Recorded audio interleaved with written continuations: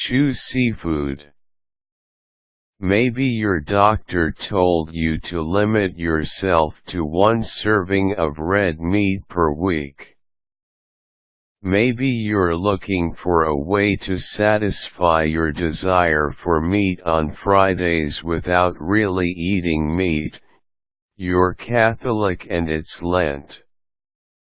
You might be trying out the South Beach diet. Or maybe you're proactively looking for a good way to improve your overall health by making smarter dietary choices. Seafood is a good solution in all of the aforementioned scenarios and more. However, due to some of our industrial practices, we find ourselves facing the tragic pollution of our oceans. As a result, seafood, an otherwise healthful food source, is becoming increasingly questionable. Here are some tips for utilizing seafood's nourishing potential without incurring possible health issues as a result.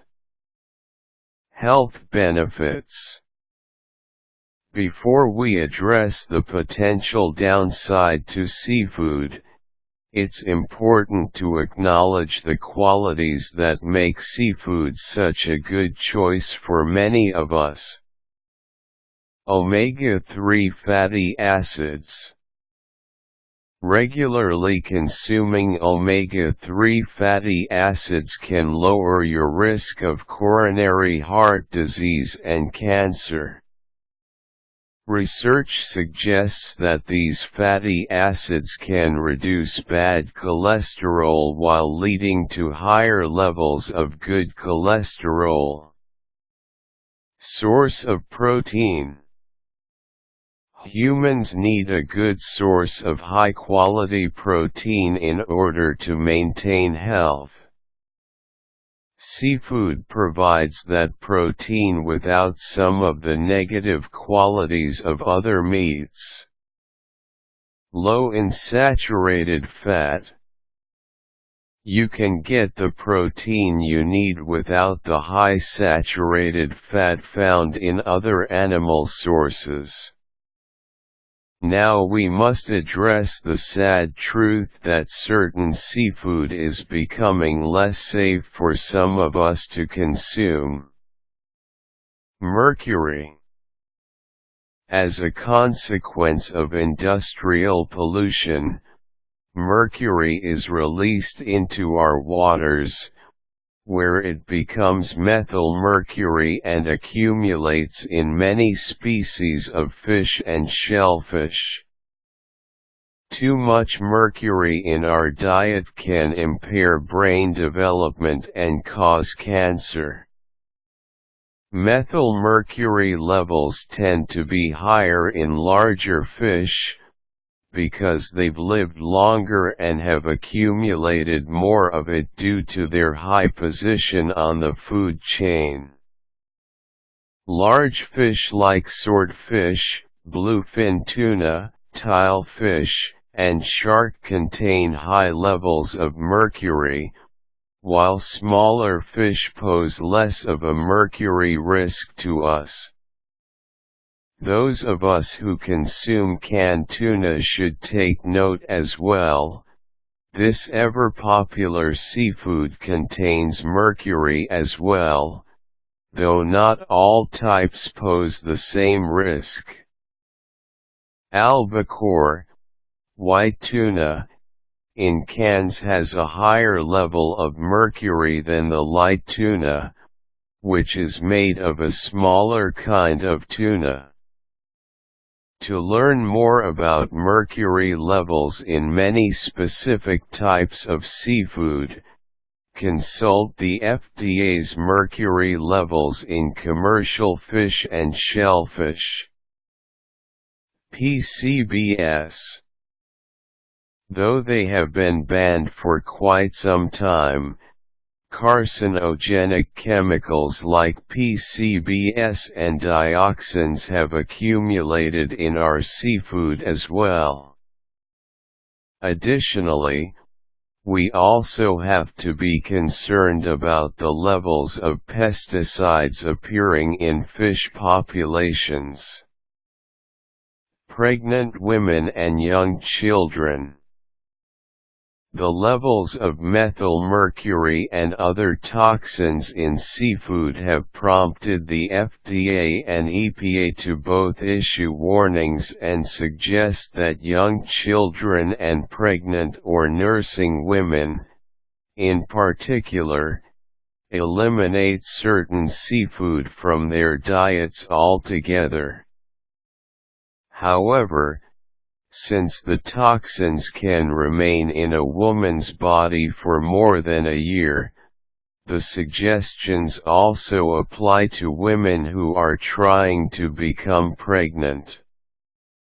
According to the FDA, these women and young children should refrain from eating swordfish, shark, tilefish and king mackerel. However, many consider this to be a reductive list, suggesting that young children and pregnant, nursing or potentially pregnant women should also abstain from consuming pike, marlin, and certain tunas. Is farmed fish safer? Not necessarily. In fact, toxin levels have sometimes been higher in farmed fish due to feeding practices. Some farmed fish are fed larger quantities of fish than they would consume in the wild, which causes greater accumulation of the toxins. What about local freshwater fish? Toxin levels vary, and your best resource for up-to-date local information is your local health department. As a general rule, the EPA advises aforementioned women and young children to eat no more than 1 serving of freshwater fish per week. The solutions: moderation and careful selection. Though women and young children are at greatest risk, some seafood is contaminated enough to warrant limitation in all diets. For larger species of fish, like tuna steaks and swordfish, and also canned white tuna, adults should limit their intake to 1 serving per week. You should eat other kinds of seafood more often, 2 servings per week or more. Because these toxins accumulate through consumption, smaller fish pose less of a danger. Catfish, flounder, cod and salmon, for example, tend to be far less contaminated than larger kinds of seafood, though Atlantic and Chinook salmon are falling under increasing scrutiny. Shrimp is a healthy seafood choice, and now is a good time to grab some nutritious sardines as well. For a more complete perspective, please visit the links provided in the links section to the right. Cooking. Though there's no way to reduce the amount of mercury in seafood before you eat it, there are ways to reduce the amount of other pollutants you consume in the fish. Remove the skin, outer layer of fat and innards. By removing this fat, you are removing the toxins that are stored in it. Try grilling, broiling, or poaching your seafood rather than frying. Not only is frying a less healthy cooking method anyway, but also that process locks the pollutants within your fish rather than letting them flow out through the drippings that would otherwise escape. Seafood is still a very important part of a nutritious diet.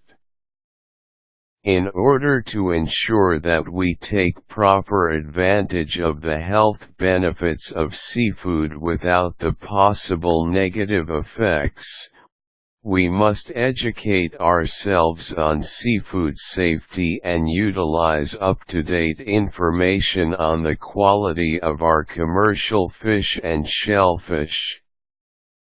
Useful links: Oceans Alive Consumption Advisory, Fish to Avoid EPA Fish Advisories, EPA National Listing of Fish Advisories.